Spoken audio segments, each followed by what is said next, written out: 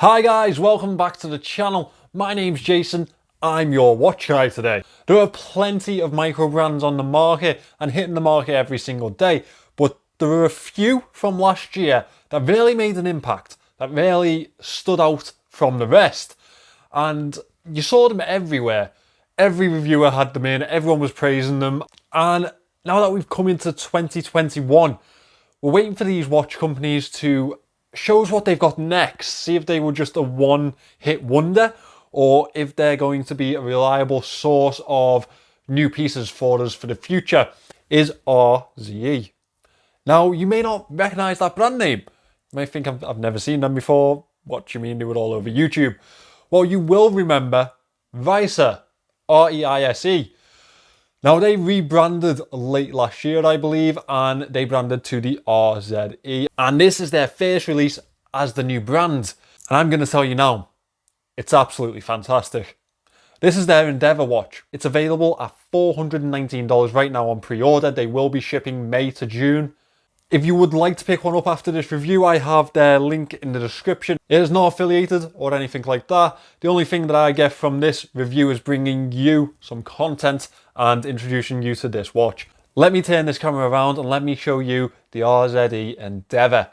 So guys, this is the RZE Endeavour.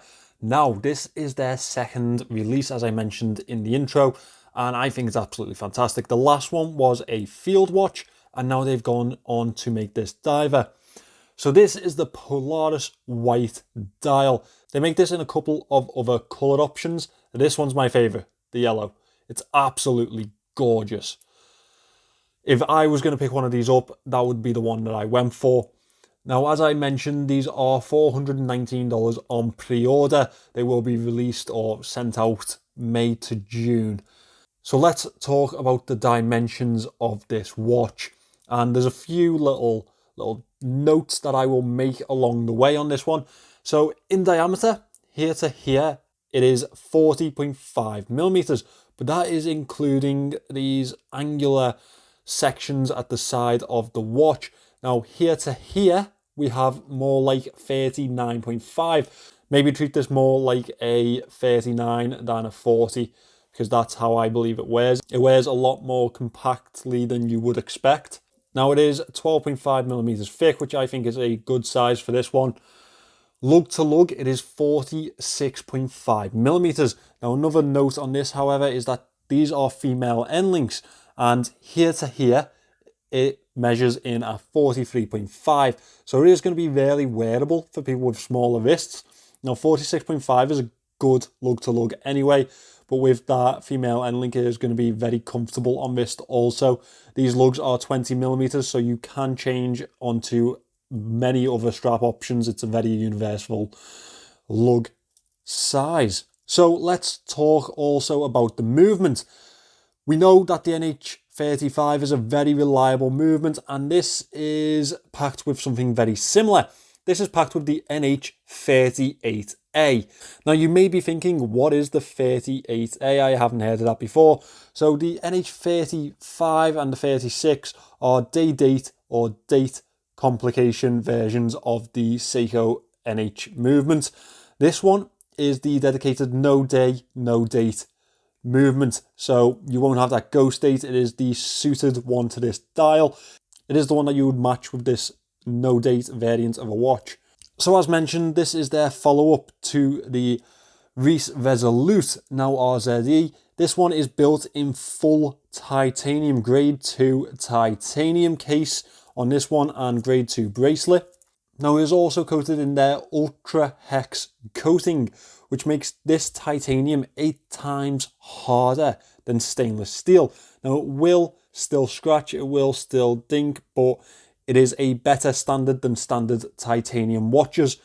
The casing is very angular, as you can see from these lugs and this side profile here and here. I really do like an angular case, and you'll have heard me say that before. I just think that it gives character to a casing and it makes it look a little bit more robust, a little bit more manly. We have drilled lugs on this one to make it very easy to swap the bracelet in and out. Over to this side of the case, we have integrated crown guards. By integrated, I mean that we have the same flow of case design over here, but it masks itself into crown guards over here. This is a screw down crown. Just pop this out. As you can see, only one position, and that is for the handset, which is a bonus to this NH38 movement. Otherwise, it has the same specifications as the NH35. This is a signed crown. It is screwed down. It has that R logo on the side. It is in a gear shape and very, very easy to use, which is always a bonus. Now, as we move to this case back, you can see that is a screw down titanium case back. It has information printed or engraved on the outer edge of it. Please do excuse those marks. This has been through a decent few reviewers, I believe. I'm pretty sure every reviewer wanted to get their hands on this one, and there's still more that want to get their hands on it after me. I'm not shocked, to be honest. This is a 120 click unidirectional bezel, exactly what you would expect from a good quality dive watch. We have a loomed triangle at the top at 12 o'clock. We do have black markings throughout for the minute markers. At each 5-minute interval, we have numerals. Again, I rather like that. It does give a more military-esque type of vibe to this watch, I believe. That's what I'm getting from it anyway. Now we have a flat piece of sapphire crystal protecting this dial. I believe that it has a little bit of anti-reflective coating on there. Altogether, this watch is provided with 200 meters of water resistance, which is very acceptable for a dive watch. That's a good standard, and I'm quite pleased about that. They have made something that is perfectly fine to take into the water with you. However, I have been using this for desk diving myself. Now, as we move on to the dial, it is a fully loomed dial, and it's a really nice one too. I'll get to that loom shot in a sec, but in the day, it gives this really lovely Arctic sort of vibe to it, an Arctic white vibe. I know a lot of people will enjoy this dial. As I did say though, I would prefer the yellow one. I just think that has a little bit of pop, a little bit of character that I'd love to have in my collection. We have a Plied Indices throughout this dial. They are rounded batons. At the 12 o'clock, however, we have a double-sized rounded baton. And at the 12, 3, 6 and 9, we have a blue tip on each of the batons to distinguish them from the rest of the indices. They are all loomed, and they do have a black border on them. They have some presence on this dial, as you can see there. They do stand out quite well. And they really do have a nice accent to that white dial, I think. Now, we have a printed minute track around the dial. Up at the 12 o'clock, we have a triangle. At the rest of the indices, we have these circle markers to mark the 5-minute marks or the hour indices. However, at the 9, 3 and 6, we have squares, just to again distinguish them from the rest. Up at the 12 o'clock, we have the RZE logo, and I actually really like that logo. I think they've made a very good choice in changing the branding. I feel like Reise or Reise was a little bit generic, a little bit, you know, like it could have came from AliExpress. However, RZE, and with that really nice logo, does feel more like a microbrand, like a really forward-thinking microbrand in my opinion. At the 6 o'clock, we have 200 meters, 660 foot automatic, which refers to the movement in the back of this watch and its dive capability. The hands have a nice brushed effect to them. They are loomed in the center as you would expect. These are a nice pencil style handset, and the second hand has a really nice lollipop tip to it. Now let me turn out the lights, get the UV torch out, and we can see how this loom performs. I think you will be quite happy with it. So this is actually the dial before I've used the UV light, which, wow, you know. Let's shine this around, see how we're looking. Supercharge this little dial here. Obviously I have had it out in the daylight today, so it will be charged slightly. Yeah, that's fantastic, isn't it? And as you can see, they do have a mixture of loom on the indices. At the 12, 3, 6 and 9, we have a mixture of different coloured looms. Again, just to give it a nice little distinguished look on the dial when it is loomed, when it is dark even. I've never had this standard of loom on a fully loomed dial before. It's absolutely amazing. It's just so easy to read, so legible when it's fully loomed and lit up. I think they've done an amazing job on this one. Now as we move away from this dial, we look towards this bracelet, and it is a titanium H-link bracelet. It does, however, have stainless steel screws in it.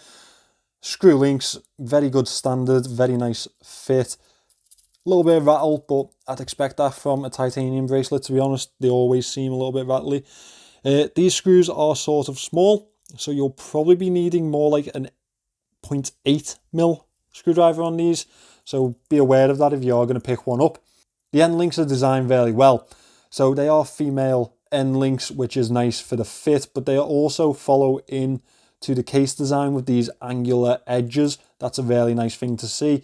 I am a big fan of H-link bracelets. This one does have nice angles cut into it, which does help with the robust and angular design of the entire watch. Now the clasp is stainless steel, but it is sandblasted to finish off the titanium effect into the bracelet.